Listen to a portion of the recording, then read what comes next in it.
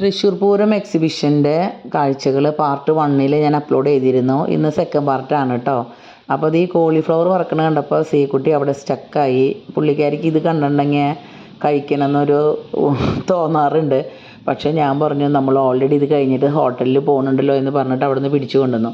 പിന്നെ ഈ ഒരു ഐറ്റം പണ്ടൊരു കാലത്ത് എനിക്കിത് ഭയങ്കര ക്രേസായിരുന്നു. പിന്നെ കുറേ കാലം ഇത് കാണാറില്ല. പക്ഷേ ഇത് കണ്ടപ്പോൾ പ്രത്യേകിച്ച് നമ്മുടെ ഫ്ലാഗിൻ്റെ കോമ്പിനേഷൻ കണ്ടപ്പോൾ ഒരു ഇഷ്ടം തോന്നി. അപ്പോൾ അതൊരു 6 പാക്കറ്റ് വാങ്ങി അങ്ങനെ അവിടുത്തെ കാഴ്ചകളൊക്കെ കണ്ടിങ്ങനെ നടന്നു കേട്ടോ. അങ്ങനെ നടന്ന് പോകുമ്പോൾ അടുത്തത് എൻ്റെ കണ്ണുടക്കിയത് ഈ പാത്രത്തിലാണ് കേട്ടോ. ഇത് നമ്മുടെ ഹാൻഡ് വാഷ് ഉണ്ടല്ലോ അതിൻ്റെ പാത്രമാണ്.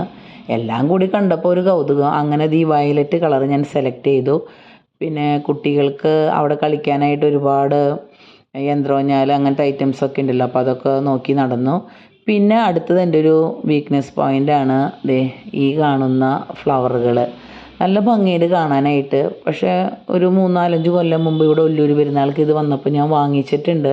ഈ യെല്ലോ ഒക്കെ കണ്ട ആ കോമ്പിനേഷനിലുള്ളത് ഇവിടെ എൻ്റെ കയ്യിൽ ഇരിക്കുന്നുണ്ട്. ഇത്ര നാളായിട്ടും ഒരു കുഴപ്പവും വന്നിട്ടില്ല.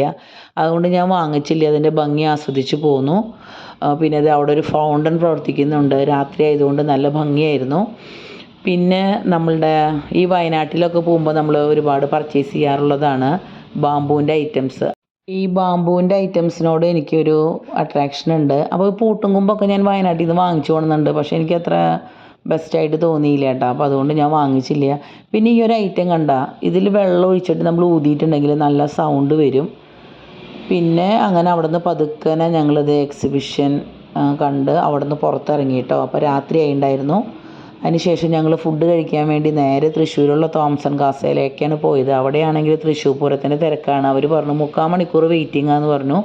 പിന്നെ ഏകദേശം സാധനങ്ങളൊക്കെ കഴിഞ്ഞ് തുടങ്ങി. ആകെ ഒരു 2-3 ഐറ്റം പറഞ്ഞു ഇത് മാത്രമേ ഉള്ളൂ എന്ന് പറഞ്ഞു. അപ്പോൾ ഞങ്ങൾ അവിടെ നിന്ന് പോയി അവസാനം അറേബ്യൻ ഗ്രിൽസിൽ പോയിട്ട് ഞങ്ങൾ ഫുഡ് കഴിച്ചു.